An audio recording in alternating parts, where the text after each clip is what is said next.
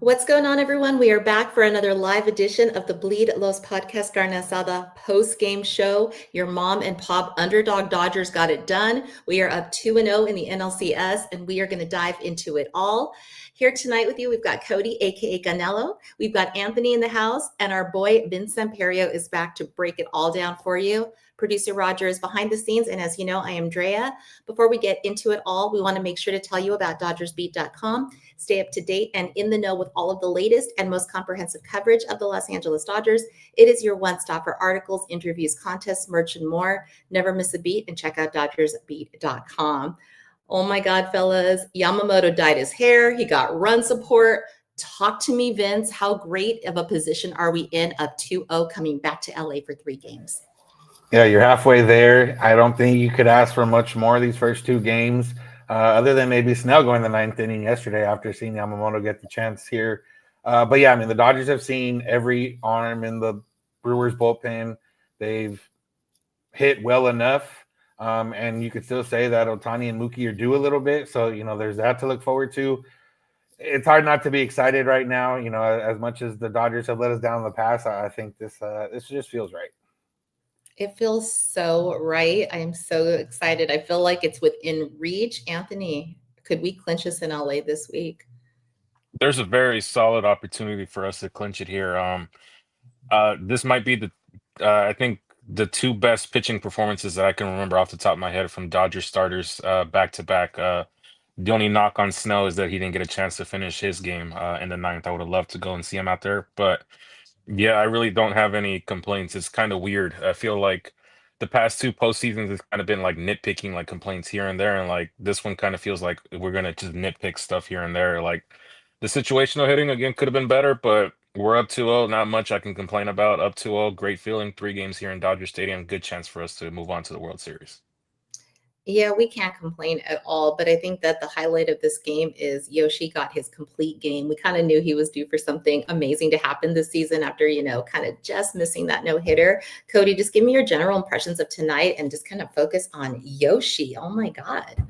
Yeah, I think it goes along with Yoshi. It goes along with Blake Snell yesterday. It seems like the plan this October was to ride the starting pitching wave. They're all fully healthy. Every guy they gave multi-year millions of dollars to pitching games like these. You got Ohtani, he's going to go game 4. You got Glass now game 3. And then you got your 2 aces at the front of the rotation in Blake Snell, 2-time Cy Young Award winner, and then Yamamoto, who won his fair share of awards in Japan and is pretty much showing everybody, including Josh Reddick, because I keep seeing that tweet pop up on my X feed now of why the Dodgers gave him $300+ million. But I mean, what else can you say? I mean, I think someone tweeted out this is probably the first time, I think since 1988, the NLCS that year, where the game 1 and 2 starters each went 8+ innings. And that's just something that we haven't really seen in baseball, especially recently. We mentioned it the last time Vince was here. We're seeing a lot more starting pitchers go like deep into games, 100+ pitches. And Dave Roberts has been someone that's been reluctant to do that with his starters in the past, besides maybe like Kershaw. And now you're seeing him do it where he's comfortable with it, with, I would say, everybody in the rotation, minus maybe Glasnow and Ohtani a little bit. But we've even seen them, at least Glasnow, get over the century mark in pitches. So right now, the Dodgers are turning back the clock. I know Ron Darling was mentioned. It seems like the Dodgers are playing 1970s, 80s baseball right now. And, that's winning games for them. The offense hasn't really fired on all cylinders, but they still scored 5 runs today. But yeah, all eyes should be on Yamamoto today.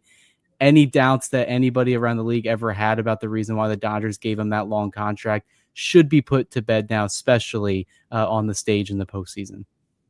I love it. Yeah, Vince, just talk to me about when you saw Yoshi coming out for the 9th. I mean, I know we were all kind of antsy thinking, is this really going to happen? The right move by Dave Roberts? Yeah, obviously, it worked out, but when they kind of talked about it at the start of the 9th inning, Lauren Shahadi said she asked Dave Roberts, and he said he was going out there with Vesia behind him.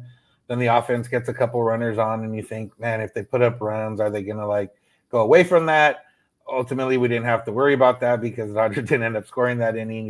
Yamamoto comes back out, and realistically, you have the game right there. Yamamoto's dealing, no stress. Similar to Blake Snell yesterday, where he probably should have went back out there just because even though he was near 100 pitches, none of those pitches were stressful at all. And for Yamamoto, he might not have to pitch again until the World Series now. Like, he could have a long time off after this. So, you go out, you get it, and you hope that you don't need to go to 6 and see Yamamoto again in this series. Yeah, no, I was thinking that when he was pitching, like, oh my goodness, like this is actually a really good setup for us, because now we don't have to really, there's a possibility we won't have to even worry about him pitching for a little while, and we can really have a chance to reset our rotation. But yeah, just kind of sticking with the pitching for a second, as we filmed our post-game show last night, and I had watched the Snell presser with Freddie Freeman right after, and it seemed like after Snell's performance, which was a masterclass of its own. I mean, he faced the minimum yesterday after in 8 innings. And one of the announcers today said something that we've said on the show, that good pitching always beats good hitting.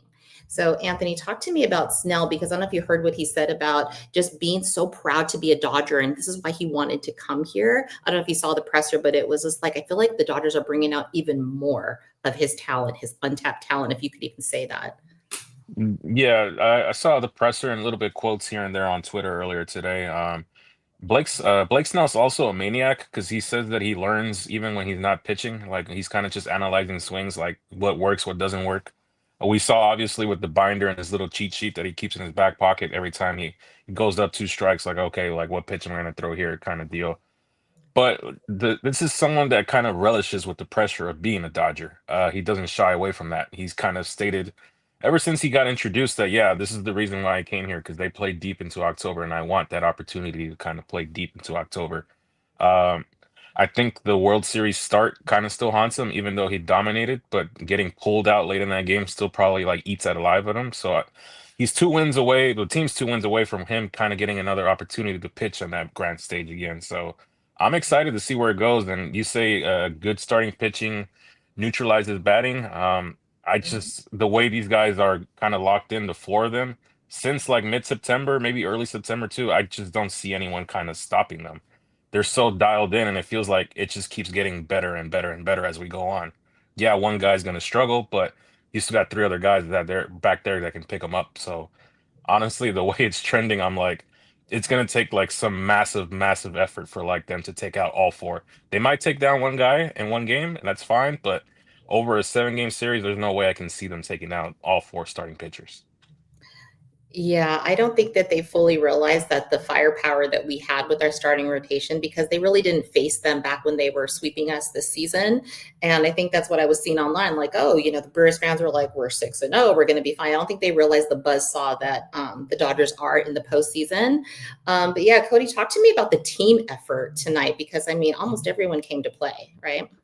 Yeah, I mean, everybody had a game plan today. I mean, hell, look, Andy Baez dropped a bunt today, and it did the job, got the runner advance, and that's the type of baseball that, this team is playing right now. They all have a goal, and that is to collectively put the Dodgers in front and put them in the best position to score runs and win a ball game. When you got the starting pitching doing what they're doing, the offense probably feels a little bit more relaxed, where, hey, maybe we only need to get 2 or 3 runs and we're still going to win this ball game. You get 5 runs today, kind of felt like it was a lot more, because the Dodgers had so many opportunities and they still didn't cash in, especially in the 9th inning. They had the bases loaded.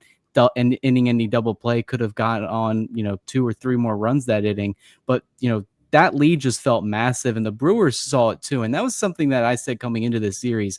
You can't play Brewers baseball when you're losing games, especially when you're losing them late. It's going to drive anybody insane when you're dropping down, little bunt singles and, trying to hit the ball on the ground. Like, once you're down and you're getting late, you're going to start needing that extra base power, home runs. And that's where the Dodgers separate themselves from the Brewers. We all knew they had slug coming into this series, and we're seeing the Brewers kind of play uncharacteristically here. They allowed Freddie Freeman to get that double, very relaxed defense in there in the outfield. He took advantage of that. The hitters, they're being uncharacteristically impatient.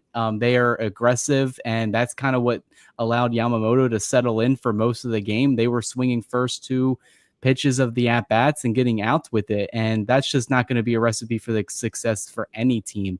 And Yamamoto, credit to him, he probably had 1 inning maybe where it kind of looked a little bit shaky. The first inning where he allows that home run on the first pitch, and then I think it was like the 5th inning where they were starting to hit him a little bit hard. But after that, he made the adjustment. I know Will Smith and the translator went out there and talked for like a couple minutes, got back on to the game plan that they wanted to sell for the rest of the game, and they never looked back. The Brewers, all the pressure is on them now. It's been on them for this entire series. They are the best record in the National League. They had home field advantage. They took care of a Cubs team that gave them trouble throughout the regular season.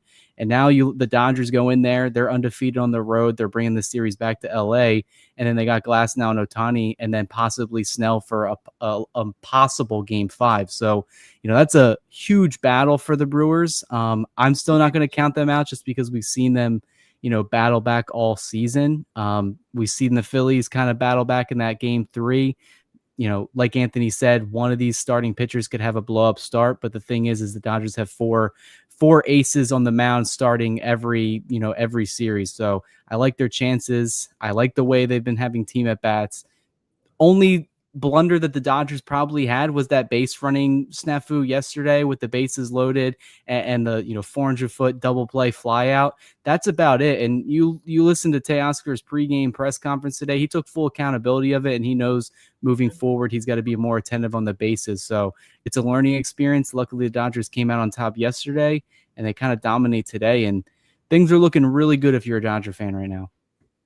Yeah, they are looking so good. But yeah, because I think Cody, you had said earlier that was like the chance that they had to like probably their best chance to it. So Vince, talk to me about that. Was this the statement win for LA, and was this kind of like tonight the Brewers' best chance with their ace on the mound? Yeah, you look at the rest of the series and kind of what their plan is, and they're going to hope probably Jose Quintana can work his magic for a few innings. We saw that. We've seen Jose Quintana plenty of times, especially in the postseason last year with the Mets, if I'm not mistaken. So, and then they're going to hope, Mizorowski's probably going to get a start here, but he's not built up to be a starter. He probably can give you 75, 80 pitches, which hopefully would only be a few innings. And you got to think, just as much as Brewers fans maybe trying to talk themselves into, hey, our offense is due or whatever it is, the Dodgers offense is just kind of as due. Like they had 2 for 11 with runners in scoring position in this game. 11 chances is good, but, just the 2 hits. But yeah, I mean, there's a lot to like. And for the Brewers, with the Dodgers having seen all your pitchers that are going to come in relief, with you not necessarily having another stopper that's a guaranteed guy that can give you 6-7 innings coming, and with the Dodgers having Glasnow, Ohtani, Snell, Yamamoto, Glasnow lined up, like you're going to need to win 4 of those next 5 games, and it's pretty hard to see that. It's so hard. It's an uphill battle, but yeah, we have so many people we got to give flowers to. Anthony, talk to me about Kike Hernandez. I mean, the guy's blood is just liquid blue steel in October. I don't understand it, and I don't even care to. I'm just so happy he does what he does. I don't understand it either. It's such a 360 from the player that he is during the regular season to what he is in the postseason. We were joking that he's going to be the king of the 1-year, $6.5 million deal. Another thing that I saw a tweet about it, like anyone can have Kike Hernandez. It's not just the Dodgers. It's not like we're paying him like $80 million a season, so it's only 6.5. But I don't know. I feel like he said it himself. He feels like he kind of just zeroes in the postseason, and I feel it makes sense because just a shorter buildup. You only have to play 3-4 series if you play in the wild card, stuff like that.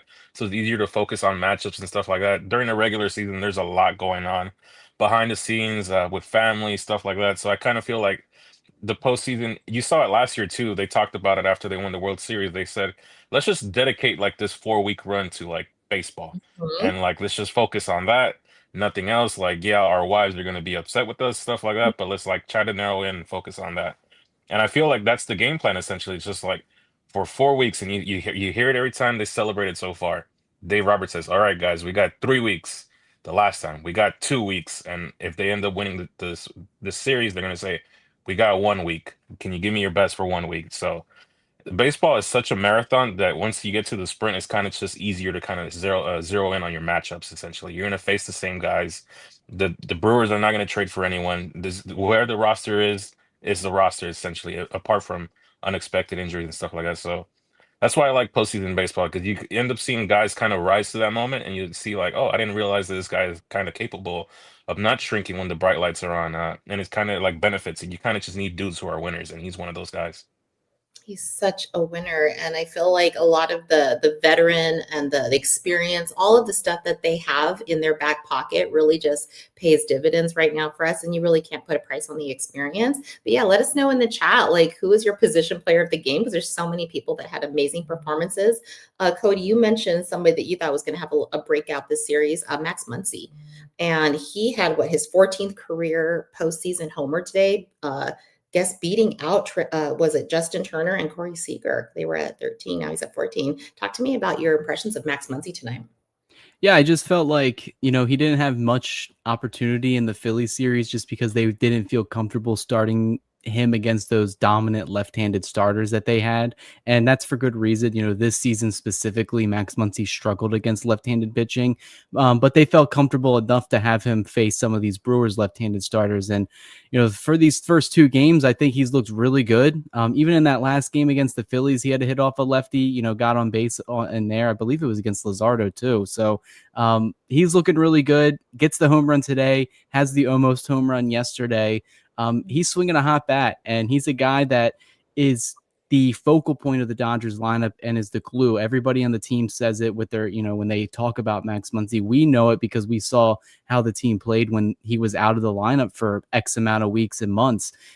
He sets the tone in terms of driving out pitch counts. Like, how many times did he have, a full count or a 3-0 count and just grinding out at bats? That home run he hit today had to have been like a 9+ pitch at bat. He drove it to a full count. That was against Peralta. Peralta pleads to his manager to let him go out there for another inning, and it ends up biting the Brewers back in the ass a little bit. And Max Muncy, he was due for a little bit of a power stroke, and we're starting to see it these last two games. He was really good in the NLCS last year too. He was an on-base machine. I think he had like that record of like 14 straight plate appearances where he got on base.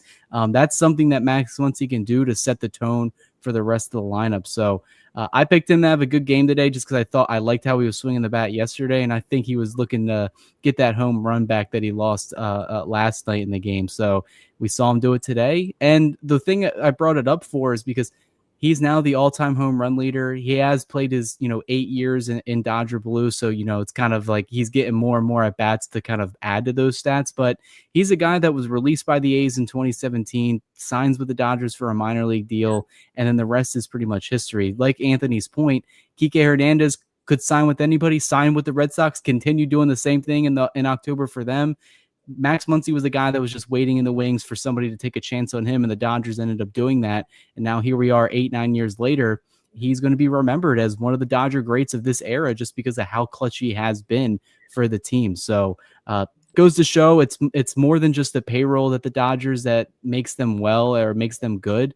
I know a lot of the hardcore fans like us know, and the other teams, they know it as well. But you are starting to see this narrative starting to be pushed a lot more by, Brewers media and other fans around baseball, where it's like, well, of course the Brewers never stood a chance in the series. Look at the payroll difference between them and the Dodgers.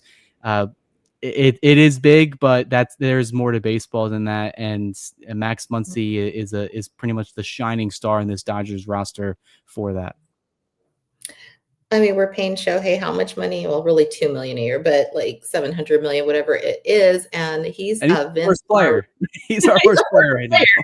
Right? I mean, talk to me, Vince. What adjustments can Ohtani make? Because we know he's an amazing player, but he just is very awkward at the plate. What can we expect from Shohei? Because he's going to have to figure it out sooner or later, right?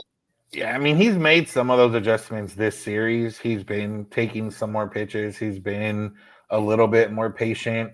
He's hit the ball hard a few times, right at the first baseman, right at the right fielder in this series. So, and then, that last at bat kind of went back to the Ohtani we saw last series. And, credit Phillies and a couple of the guys here, credit to their pitchers. Like, yeah, Ohtani looks bad right now, but they're also putting the ball in spots that's pretty hard to hit no matter who you are, especially if Ohtani's a guy that, usually opens up a little bit and they're kind of beating him on the outside corner. But I'm not worried right now. Obviously, it's easy to not be worried when the Dodgers are up 2-0 and Ohtani, has one RBI single. But, they're still worried about him. We saw that in game one where they walked him intentionally a couple of times. He comes through with an RBI hit here, and he's going to get more chances because that bottom of the order has been, doing a lot of the work so far with, Pages, today, getting on base and giving Ohtani a chance. We've seen Kike and Edman and all those guys at the bottom of the order kind of do that stuff. So I'm not worried about Ohtani. They're going to try to neutralize him, and you can only throw so many lefties at him before you either run out or he sees them too many times, and they can't always be perfect. So I'm not worried about Ohtani, even if he doesn't really hit, but then he comes out and pitches a gem in game 4, then, that's the good part. Like, Ohtani didn't hit in the first series or in the DS, but then he pitched pretty good in game 1 that helped him get that win. So not to worry. I mean, he's still the unicorn. We're going to see him pitch later this week. I think that was announced, and he can do things that no one else can do. So he gets a pass here and there, even if he does look kind of awkward sometimes at the plate. But it's just kind of part of the game. Baseball's hard. But yeah, there's another player we definitely have to talk about because he kind of got some heat yesterday. Definitely took the blame today, if you can say that in the presser. But yeah, Anthony, talk to me about the two versions of Teo, because you've got one Teo that we're like cringing, and then the next day or the next moment he's like, saving the game for us. Your impressions of Teo? Yeah, it might have been the ghost that he saw at the hotel earlier today, where kind of spooked him to play good today. But yeah, it's kind of a roller coaster with him this season. Like, some days you'll see him like lackadaisical out in the outfield, lack of effort, and then days like today where he jumps on a pitch and he just absolutely crushes it, and he sees the ball well. But yeah, it's been a roller coaster for him. I like the good version of Teo. I like when he's up there being aggressive at the plate, but I also fear that when he's too over aggressive and he doesn't wait for his right pitch, he's going to look foolish on certain pitches and he's going to strike out. But for the most part, with him, I think he's kind of back to where he belongs in the lineup. He's kind of right behind Max Muncy, and I believe it was Freeman as well too, if I remember correctly. But I feel like going down in the lineup is actually going to help him to be more beneficial for him, because you'll have more opportunities to deliver with runners on base. That's if our top of the lineup ends up figuring it out. They're kind of like the weak link right now of this series, in the upper top half of the lineup, with not only just Shohei, but Mookie's kind of struggling as well too. Freddie Freeman's kind of found his groove, but the 1-2 hole has kind of been like a black hole for us. And Andy Pages is starting to find his groove, so hopefully that kind of helps the front two hitters to kind of get things going. But yeah, with Teo, it's just always going to be a roller coaster with him. Some days he'll be good, some days he'll be bad. Today was one of those days where he was good, and he ended up helping us out a lot.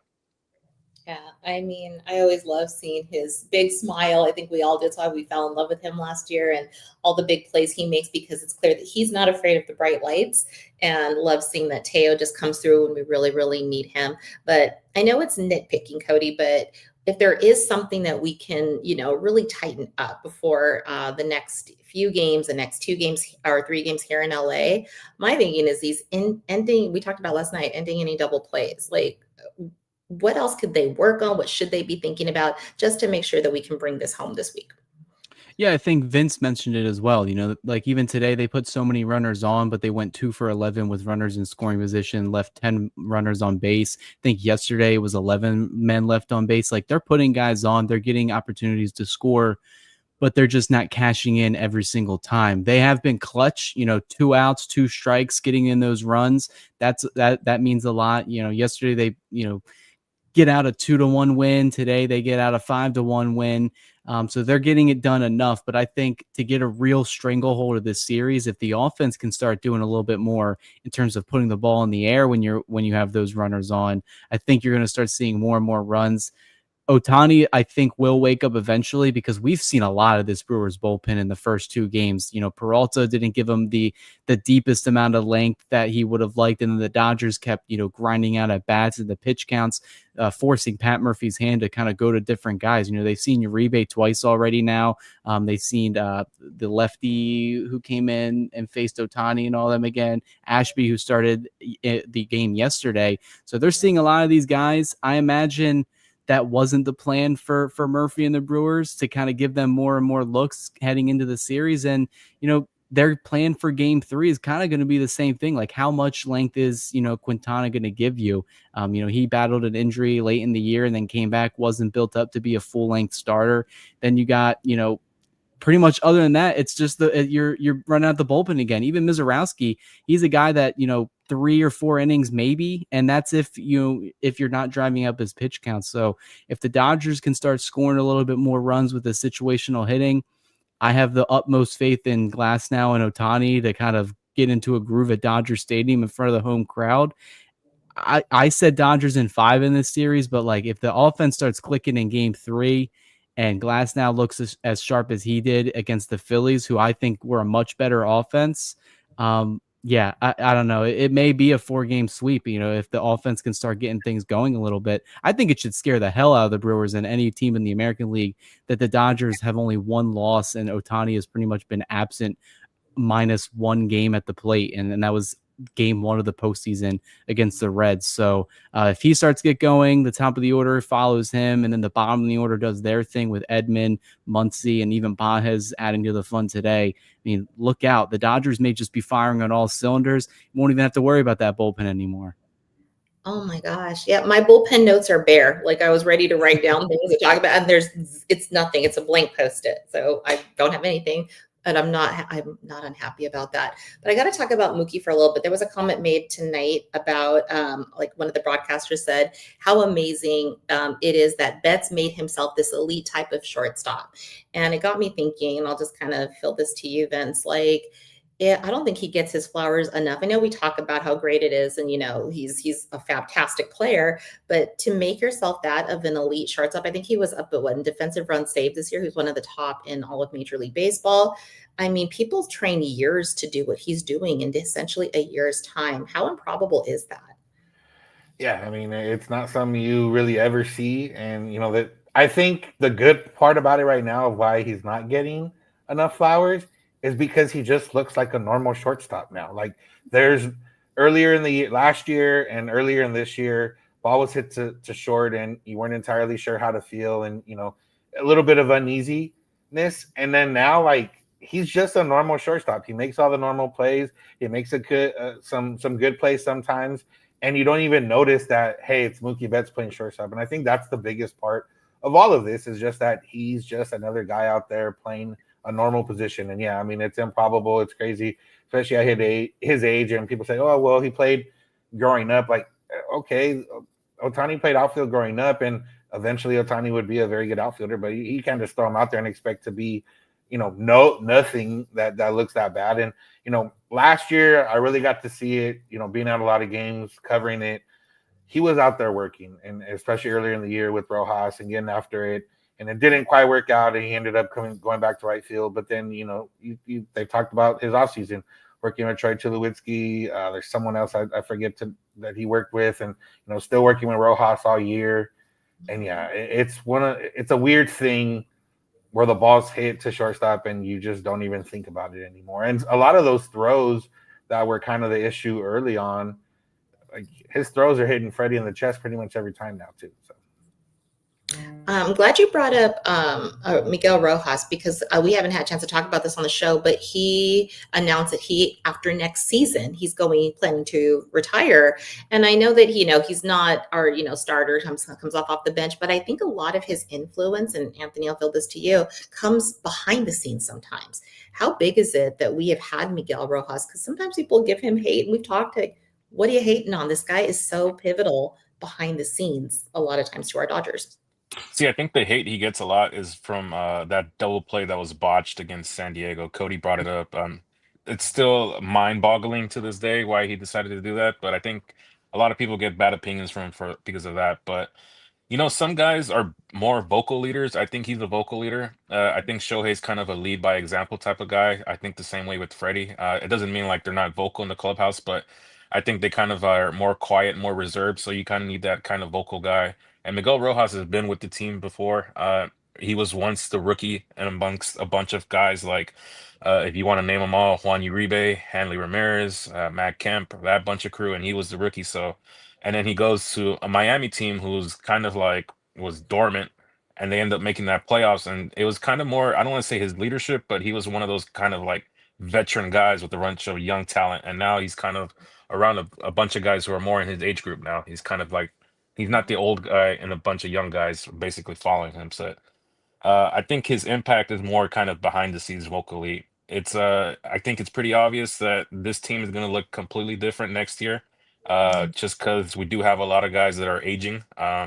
One of my biggest gripes is that we do have to figure out a way to kind of get younger, kind of on the bench level, and got to see if our guys in AAA are going to make that impact, because we can't always rely on guys like Max Muncy, Freddie Freeman. As much as we love them, they do have expiration dates. I hate to say it like that, but Freddie Freeman has been pretty vocal that this contract is essentially it for him. He only has, I think, 2 years left after this year. So you got to start figuring out, well, who's going to be the next wave of Dodger players that are going to lead us and carry us on. And Miguel Rojas kind of being like that in between, where he's like, yeah, I'm done next year, but like I would like to stay here and kind of coach down in the minor leagues, maybe stick around. Could be a beneficial voice for a lot of young guys down there who are trying to break into the clubhouse at this level. It's kind of hard to do with so many names, but if the opportunity does arise and you kind of sneak in and you make a name for yourself, you find yourself playing a lot of baseball here for the Dodgers. I feel like that is a weapon for us because we have so many of those veteran players that eventually will, move on in life. We already know that we're not going to see Kershaw too much longer. But even after they're gone, I really feel like their influence, their voice, their, mentorship of all the players that are up and coming in the Dodgers, I really think that's going to just kind of pay it forward for years to come. And we're going to see a lot of that. But there's a really great comment in the chat by Luis Guerrero saying that players are going to step up. We're already seeing that in the series and every series. But when others go cold, what happened? This happens in baseball. Our Dodgers have the complete formula. And Cody, I'll just kind of send this one to you. Is that really our secret formula that if one set, these guys aren't on tonight, these sets will, this set will step up, and just the depth that really other teams have a hard time competing with. Yeah, I think we're starting to see that a lot. Kind of goes back to the question we answered earlier. It seems like the team is firing on all cylinders right now, and it goes to what the offense they can complete at bats. But the pitching today, if the pitching has the offense's back, the offense is saying, all right, we'll get you 2 or 3 runs, and that should be the game. And I think they've done a really good job of that this entire postseason, because it hasn't really seemed like, they have dominated everybody, because they only have 1 loss, but they haven't 10 run to anybody. We saw a lot of that last October where, the game 1 of the NLCS against the Mets, they won like 10-0.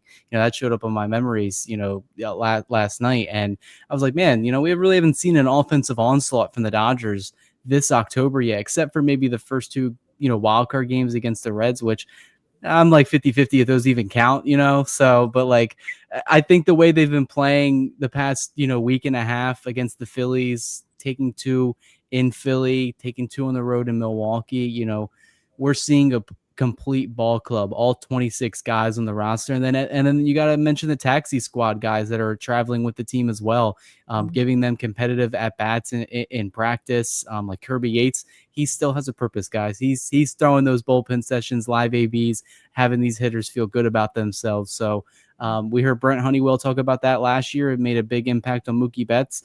I'm sure it's helping with whoever is helping out the team this year. So, I think they are playing really well. They're all picking each other up at the right time.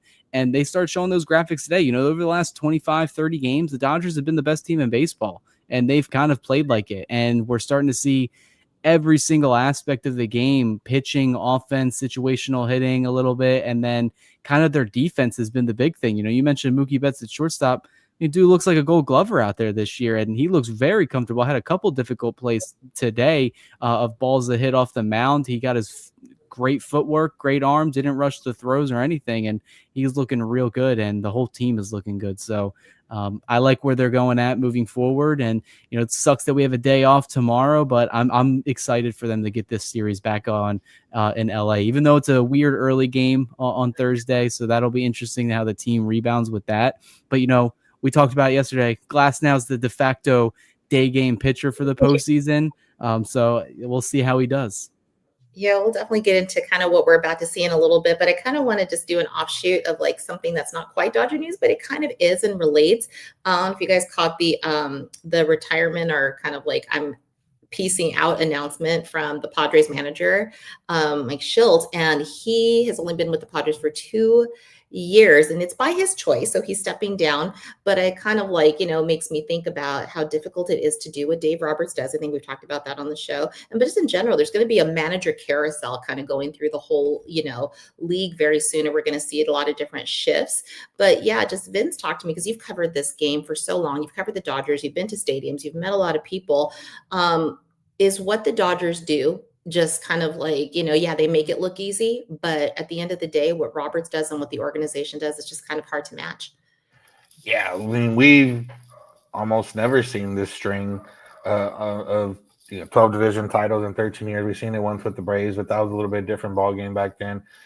That part of it, the one year they didn't win it, it was 106 wins in that year. Like, for Roberts, we talked about this, I think last time I was on, of just what he does as a player manager, and it's a lot different, managing a clubhouse with expectations, managing a clubhouse with superstars, managing a clubhouse with guys that have specific roles, and we've never heard a bad thing or anything about come from that. The Dodgers, I've talked to a lot of minor leaguers coming up the last few years, and just like what the Dodgers put into the facilities, a lot of these minor league guys are getting like real meals. The baseball made them start doing housing. I don't think the Dodgers have their own, but like there's a lot of things the Dodgers pay for outside of the payroll that really contributes to all this. And, we're seeing the golden age of baseball. And I think it's really, I was born in 1991. The last time the Dodgers had a complete game was Lima in 2004.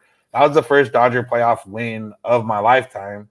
And now this complete game is seemingly cementing a dynasty for the Dodgers. And it's just that, that's 20 years. It's a long time, but it's a complete 180 from what it used to be as a Dodger fan for me growing up. Yeah, I think, Anthony, you can kind of echo that sentiment, right? I mean, it's just kind of like we've been through the ups and downs. People think Dodger fans are just lucky, but we've had hard times, right? Yeah, but I got to go back to Jose Lima because Yes. 2004, I think it's the very first early memories I can have of the Dodgers, and it's funny because I have a lunchbox. I'll probably bring it on the next show we have. They used to give out cool stuff like giveaways, like that lunchbox I think has like Dave's on there, Encarnacion's on there, a bunch of cool names and stuff like that. But Jose Lima, for whatever reason, was like one of those guys that like when I was a kid, I'm like, oh, I like the way this guy kind of pitches. And it doesn't have to do with like performance, just because he showed emotion. And I'm like, as a child, then that '04 Dodger team is kind of like, it holds a special place in my heart because I think that's kind of like where I can pinpoint where I fell in love with Dodger baseball. It's 2004. Didn't win the World Series, made the playoffs, and there was a lot of bad years after that, but it kind of, I can pinpoint it in my head of like, yeah, that's where I fell in love with baseball, the Dodgers specifically. I mean, we all have our moments where we can just remember, like, yeah, this is what really did it for us and just made us, kind of what we all are today, just super fans and just love to talk Dodgers. But yeah, Cody, because we're kind of looking to the future a little bit. What is the key to keeping this momentum going for the Dodgers? I think with the series returning back home, it's up to Glass now to kind of make sure that the Brewers don't score in that first frame, and then you score a couple runs yourself, or at least keep it scoreless. And then I feel like if you score first, get one or two runs with the way this pitching staff has looked, everybody in the bullpen is going to be well rested after today's performance, plus the off day tomorrow. So, I mean, if the Brewers get into a hole, I mean, they're going to be pressure cooked. They're going to have a lot of stuff to overcome, not only beating Tyler Glass now, not only holding down the offense. How long are they going to keep Ohtani at bay? It's really an uphill battle for them. But if the Dodgers can do what they did today, which is just get a good starting pitching performance, go to your key guys in the bullpen like they did in game one, and then just tack on those, little runs here and there, put the pressure on the Brewers pitching staff to try to make pitchers pitches, throw strikes and then hit those strikes. I think you're really going to see a Dodgers team kind of go with that mentality and not try to let up any game in this series, because they've been in this situation before in the past too. I mean, in 2020, they were down, 2-1, 3-1 to the Atlanta Braves, and they ended up overcoming it. But the Dodgers don't want to be on the other end of that. So get another win, up 3-0 in the series. Maybe you got a game to lose here or there, and then you got Blake Snell starting a game 5. Like Vince said, I mean, it's really hard to overcome these Dodger aces, and even in a best of 7 series. But it's going to be up to the offense, I think, return to LA. If they can start to get some more familiarity of what we saw in the summer, I feel like it'll be a wrap. I mean, like, we're getting close territory. I'm about to call it for both of these series, and I don't want to sound too overconfident, but the way the Mariners are going to go and opening up tomorrow in Seattle, the first ALCS games there in like 25 years. So I think they're going to be rocking. I think the Dodger fans, even with the 3 p.m. game, they're going to be rocking too, because they know what's on the line right now. There hasn't been a back-to-back World Series champion in a long time. The last team to even get a shot at that was the Phillies in 08 and 09. The Dodgers just even getting to the World Series add a little bit of history of their own. So, and they're just 2 wins away from that now. So you're starting to get a little excited, but the Dodgers themselves know, go 1-0 each day.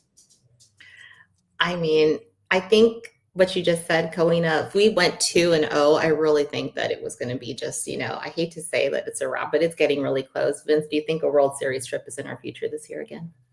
Yeah, I mean, it's people in LA and people in sports, love to do the Kobe job's not finished, and while that is true, it's gonna be really hard for anything to derail this series, and with the way the Dodgers are playing right now. And the one thing, and Cody just mentioned, for guys now to kind of go out there and, yeah, this team, the Brewers are a better team than the Dodgers. They aren't set up better than the Dodgers right now, but belief is something that happens sometimes, and if you give these guys an inch of belief, an inch of hope, that'll kind of overtake it. And but this Dodger team, they did it last year. It's a lot of the same guys. It's a lot of guys that are hungry, like Blake Snell, that weren't part of it last year. I just can't see any way this doesn't result in the Dodgers being back in the World Series. So let me pick your brain for a second, because we talked about this last night on our show. What's your take on the whole David and Goliath narrative that has been just kind of sweeping through the media? Yeah, Murphy's been riding that a little bit too hard, and there's 2 sides to it. Yes, did the Dodgers, do the Dodgers have way more payroll than them? Yeah. Has every Dodgers starter so far in this series make more than the entire Brewers pitching staff? Yeah, but it doesn't matter sometimes. The Mets have the second highest payroll, and they're not even in the postseason. So I understand, Murphy's the guy that coached college baseball, and that's kind of one of those things where you try to rally your guys, you try to rally, maybe your team doesn't have enough, but on any given day you can win. And, I think he's trying to do that, a little bit of that. We've seen some interesting tactics with him. He had the Bob Uecker letter that wasn't from Bob Uecker, but he kind of made it seem like it was from him. And, he's trying to ramp up his team. And, I guess no fault to him, but yeah, it ran pretty tired before the series started. And now it's just like, all right, well, you want to be you want to be the underdog. Well, now you're an underdog.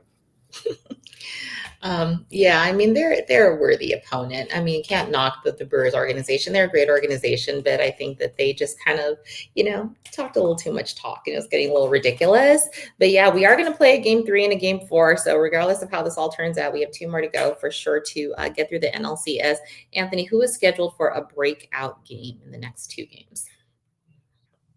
I mean, it has to be Shohei, right? He's just been so bad all postseason, and I feel like everyone else kind of has delivered offensively. I know Shohei had that RBI single, and I was kind of hoping that he would kind of tack on another RBI single there late in the game, but he really is, I hate to say it, but he's kind of become the black hole at the top of the lineup. I don't know if it's just a mental thing, like just too much going on for him mentally. I really hope these first 2 games were well, I said it in the preview, okay, he's not going to pitch in the first 2 games. He can just focus solely on just his offense approach and doesn't have to worry about pitching, kind of like how he did game 1 in Philadelphia, where he had to kind of do both. And then the next day, thankfully, there was a day off in between there. But I don't know. I feel like he's due. It's been way too long for him. And I feel like at home, the crowd going, day game as well too, kind of helps. So I expect him to have a good game going forward. The same could be said for Mookie Betts. He's kind of gone a little bit cold here in the NLCS, but other than that, those are the only 2 guys that I can pinpoint. There's really no one else I can pick out anyway. Yeah, I definitely want Shohei to have his moment, because I feel like everyone's so excited on pins and needles when he comes up, and it's been a little bit, not Shohei-esque, but definitely a good breakout game would be Awesome. But yeah, the next two games here in LA, we got a weird time. We've been talking about that. But then I think we have an evening game on Friday. Who knows? We could maybe have a sweep, dare I say it. But one way or another, I think we're getting it done here in LA in the next few days. So fans, get your tickets, cheer for our boys, because there is going to be, I think, Cody, you can probably speak to this, but when would the World Series start? Is that, there's a little bit of a gap of time between like finishing this week and then next week, right? Yeah, I think they have it lined up for a Friday, Mhm. after like a few days after a potential Game 7 for both the ALCS and NLCS. I don't think they'll move it up if both the series ends early. I don't know if there was talk about that last year because it was kind of in the similar boat. But yeah, as far as I know, it's in trying to see the exact day. No, it's on a Friday because they try to get it through the weekend. Is it? I think it's, let's check. Yeah, Friday, October 24th. Okay. So that would be game 1. We'll see what happens. I mean, we got a little bit before then and now. So we'll see how these next two game goes. Maybe a game 5 is forced. But yeah, that would be when the World Series is played. I kind of like, at first we thought we'd go the distance. We thought, oh, it's going to be maybe 6 or 7 games. I don't think that. So Vince, call it. Is this going 4, 5, or 6? Let's go 4. I mean, I called Dodgers in 4 last series. It worked out. Obviously, different set of series here with 5 and 7. But if Glasnow gets it done, there's no way Ohtani doesn't get it done on the mound. Oh my gosh, how cool would he have to close that out on Friday night? Okay, so Anthony, are we moving up our prediction a little bit? Yeah, I said 6. That was my prediction. I'm gonna say 5. Say 5 games. The early game I was gonna say tomorrow on Thursday kind of scares me. 3 o'clock game. A lot of people are gonna be stuck in traffic trying to get there. That's the game that scares me. Other than that, I think it's over in 5 games. And we'll still get all the hate online that we can't fill our stadium, right, on the 3 p.m. on a weekday. But what else is new? Dodger hate. Yeah, Cody. So kind of like as we close the show, kind of just roundtable it out. But what are your final thoughts on tonight's game and what we're going to expect to see in the next couple games? Yeah, I think for Glasnow start on Thursday, it's going to be really interesting. This is a Brewers team that, we talked about doesn't chase, likes to work the counts, but they've been kind of uncharacteristically impatient and chasing outside of the zone. I mean, we saw the game ended yesterday, a swing out of his shoes at a pitch that was above his head. Glasnow's a guy that's a huge wild card. I love Glasnow. I loved it when they traded for him. I know the type of pitcher that he can be, and it was the guy that showed up in Game 4 of the NLDS against the Phillies. But he's also just one of those guys that can have a clunker, and that could be depending on what Glasnow we see on Thursday is going to be whether they sweep this series or if it's 1 in 5 games, like my original prediction. If Glasnow can set the table early and get into a groove, I feel like the Brewers are going to start playing a little bit outside their game because they're going to start feeling pressure that they haven't felt all season. It's kind of besides the first week or 2 of the year when they got demolished by the Yankees with the torpedo bat incidents. Oh yeah.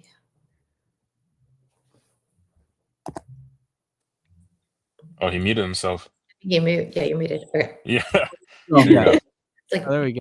I think the Brewers, they're going to have a lot of pressure on them just because the bats, being down 2-0 with a possibility of going down 3-0, you're going to have to start playing a little bit more outside of the box and what their original game plan was.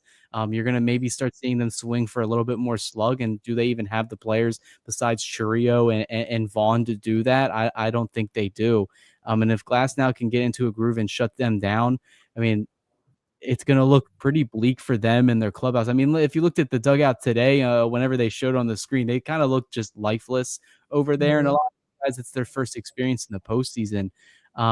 If Glasnow can get it done in Game 3, I agree with Vince. I don't see Ohtani ending it in game, letting it get to a Game 5 if he's on the mound, especially if he's still struggling with offense. He's going to be like, I might as well just give him a good quality start on the mound and prove my worth. But I'm excited for these 2 games. I always like when the series ends a little bit earlier than what we expect. So I'm going to stick with the LA in 5, but if they win game 3, I think it's over in 4.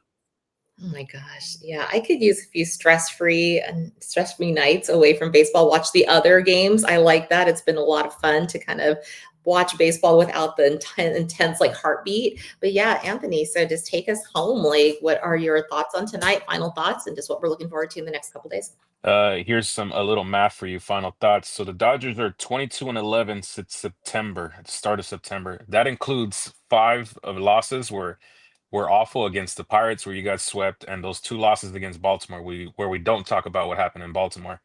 And they're 7-1 in the postseason. So this is kind of the thing that we've been talking about since the wild card. Like, what if they're just hot in the middle of one of those hot streaks that they have usually during the middle of the summer, and it's just happening at the end of the year, right at the perfect time?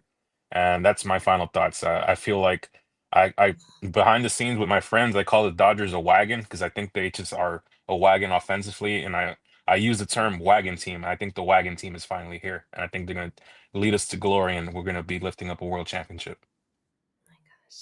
Yeah, Vince, just kind of like bring us home too with that thought, just kind of in your final thoughts on today. But like, isn't that always the goal? Just get hot at the right time. And that's the magic.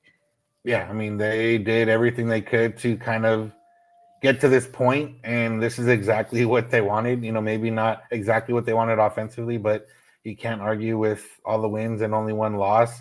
A little bit. I'm hoping they can just continue to roll through and have, we can have the 2001 Lakers 15-1, and we can have, the Dodgers kind of run through and only have the 1 loss in the postseason. That'd be cool, but not, I can't say it's not realistic because it is realistic. And it's a fun time to be a Dodger fan. I mentioned earlier, it took a long time for me to see my first playoff win. Now, we're on the precipice of going back to the World Series.